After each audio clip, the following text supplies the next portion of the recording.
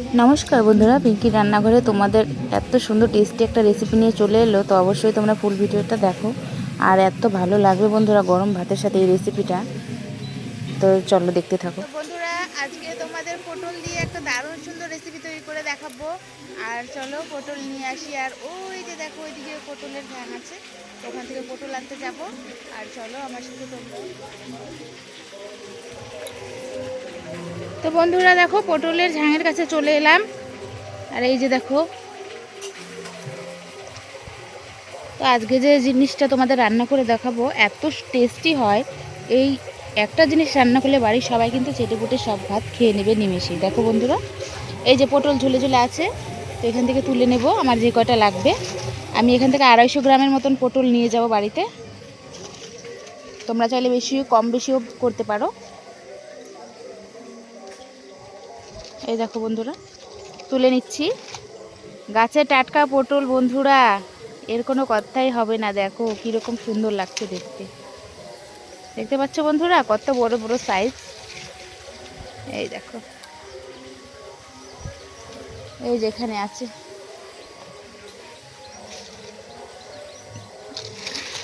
এই দেখো বন্ধুরা,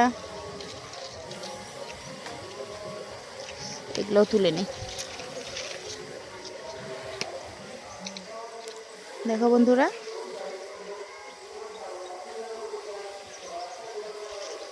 এই যে একটা,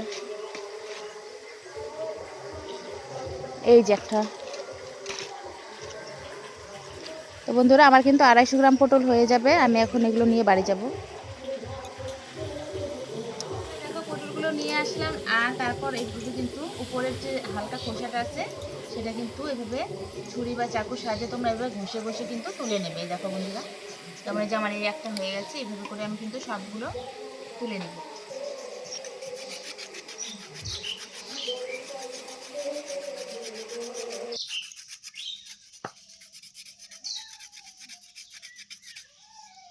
এই যে এইভাবে উপরের যে পাতলা খোসাটা এটাকে তুলে নিয়ে এইভাবে এক সাইড কেটে দেব, আর এই সাইডটাও কেটে দেব।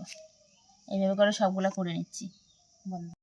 বন্ধুরা দেখো, পটলগুলো ছুলে নেওয়ার পর এভাবে মধ্যে থেকে আমি চাকুর সাহায্যে কেটে নিচ্ছি। তারপরে কিন্তু ছোট ছোট পিস পিস করে কেটে নিতে হবে বন্ধুরা। এই দেখো, এইভাবে করে পিস পিস করে কিন্তু কেটে নিতে হবে।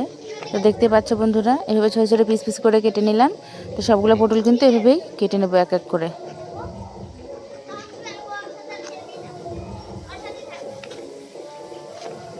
তো এইভাবে করে পিসগুলো কিন্তু করে নিতে হবে বন্ধুরা। তারপরে দেখো, ভালো করে পরিষ্কার জলে ভালো করে দুবার করে ধুয়ে নিতে হবে। এভাবে সুন্দর করে ভালো করে হাতে কচলে কচলে ধুয়ে নিতে হবে পটলগুলো। তারপরে দেখো বন্ধুরা, আমি এদিকে কড়াই বসিয়ে দিলাম, আর কড়াইতে কিন্তু সর্ষের তেল দিয়ে দিলাম। আর সর্ষের তেলে করলে কিন্তু এই রান্নাটা খুব টেস্টি হয়। তো তারপরে দেখো, কয়েকটা শুকনো লঙ্কা দিয়ে দিলাম ভাজা করার জন্য। একদম লাল লাল করে ভেজে নিলাম। তারপরে দেখো, কয়েকটা আমি উঠিয়ে রাখছি, পরে লাগবে এটা। ঠিক আছে বন্ধুরা, সেই জন্য কয়েকটা আমি ভাজা উঠিয়ে রাখছি, আর কয়েকটা এখানে কড়াইতেই থেকে যাবে। তো তারপর খুন্তির সাহায্যে এইগুলো ভেঙে নিতে হবে লঙ্কাগুলো। আর তার আগে দেখো, কালো জিরে ফোড়ন দিয়ে দিলাম। একটু বেশি করে কালো জিরেটা দিতে হবে। তারপর পেঁয়াজ কুচানোটা দিয়ে দিতে হবে। পেঁয়াজ কুচানোটা দিয়ে তারপরে কিন্তু এই শুকনো লঙ্কা যে আছে গোটা গোটা, এগুলো কিন্তু একটু খুন্তি দিয়ে নেড়ে নেড়ে ভেঙে দিতে হবে বন্ধুরা। গোটা গোটা থাকলে হবে না, একটু হাতে মানে খুন্তি দিয়ে নেড়ে চেড়ে ভেঙে দিতে হবে। তো দেখো, আমি খুন্তি দিয়ে ভেঙে দিলাম। আর এদিকে পেঁয়াজটা কিন্তু লাল লাল করে ভেজে নিতে হবে। তো খুন্তির সাহায্যে নেড়ে চেড়ে লাল লাল করে ভেজে নিতে হবে পেঁয়াজটা, আর শুকনো লঙ্কাটাও ভেঙে দিতে হবে।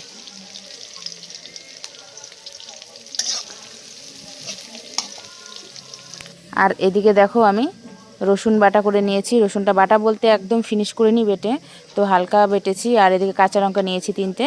আর তারপরে দেখো, আমি পটলটা কিন্তু যে পিস পিস করে নিয়েছিলাম, তারপরে ধুয়ে কিন্তু আমি পাটায় বেটে নিয়ে এসেছি।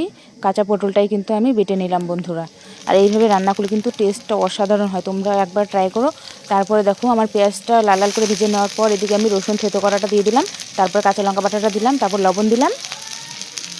লবণ দিয়ে দেখো নাড়াচাড়া করে একটু খুন্তির সাহায্যে ভালো করে নাড়াচাড়া করে একটু হলুদটা দিয়ে দিলাম। হলুদটা দিয়ে ভালো করে নাড়াচাড়া করে নেব। ভালো করে নাড়াচাড়া করার পর কিন্তু আমি যে বেটে রাখা পটলটা আছে সেটা কিন্তু দিয়ে দেবো। তো বেটে রাখা পটলটা কিন্তু দিয়ে দেবো বন্ধুরা।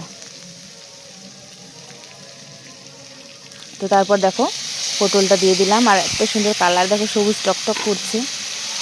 এমনিতেই জমি টাটকা সবজি, তো তার টেস্ট কিন্তু অসাধারণ হয়। তারপরে দেখো এইভাবে কিন্তু খুন্তির সাহায্যে ভালো করে যে মানে গ্রেভিটা হয়েছিল পেঁয়াজের, সেটার সাহায্যে ভালো করে কিন্তু নেড়েচেড়ে মিশিয়ে নিতে হবে। তারপর দেখো খুন্তির সাহায্যে ভালো করে নেড়েচেড়ে খানিকক্ষণ 10 মিনিটের মতন কিন্তু ভাজা করতে হবে। আর যতটা ভাজা হয়ে আসবে ততটাই বন্ধুরা কিন্তু এই মানে গ্রেভিটা শুকিয়ে আসবে, আর অনেকটাই মানে পরিমাণে কমে আসবে। তো আমি এখানে 250 গ্রাম পটল নিয়েছিলাম, তোমরা এখানে 500 গ্রামও নিতে পারো, অনেক বেশিও নিতে পারো। আমি এখানে 250 গ্রাম নিয়েছি পটল। তারপর দেখো যখনকার মানে আমাদের গ্রেভিটা হয়ে আসবে, তার আগে কিন্তু দেখো একটু সর্ষের তেল দিয়ে দিবে, কাঁচা একটু সর্ষের তেল দিতে হবে। আর তারপরে কিন্তু দেখো কয়েকটা ভেজে রাখা শুকনো লঙ্কা রেখেছিলাম, সেগুলো কিন্তু এখন ভেঙে দিয়ে দিতে হবে, তাহলে কিন্তু এর টেস্টটা কিন্তু দ্বিগুণ বেড়ে যায় বন্ধুরা। তো অবশ্যই দেখো, আর এই টিপসগুলো ফলো করো অবশ্যই। মানে এই রেসিপিটা যদি একবার করো বন্ধুরা, গরম ভাতের সাথে কিন্তু একে প্রত্যেক দিন হলেও একবার মনেই পড়বে, এত টেস্ট হয় খেতে। তো দেখো ভালো করে এবার নেড়েচেড়ে কিন্তু আর একটু কমে আসবে, তারপর কিন্তু নামিয়ে দিতে হবে। আর তখন তোমরা বুঝতেই পারবে রান্নাটা হয়ে গেলে। দেখো বন্ধুরা কালারটাও চেঞ্জ হয়ে যায়, আর এত সুন্দর সেন্ট ওঠে, তো বলার মতো না যে সেন্টটা এত সুন্দর ওঠে। তো যাই হোক, আমার রান্নাটা কেমন লাগলো অবশ্যই দেখো, আর তোমরা এবার ট্রাই করে বাড়িতে বানিয়ে খেও। ভালো লাগলে চ্যানেলটি সাবস্ক্রাইব করে পাশে থেকো বন্ধুরা। আজকের ভিডিওটা এই পর্যন্ত থাকছে, আর দেখা হবে পরে নতুন একটি ভিডিওর সাথে। ঠিক আছে বন্ধুরা, আর তোমরা অবশ্যই দেখে বুঝতেই পারছো দেখে কালারটা।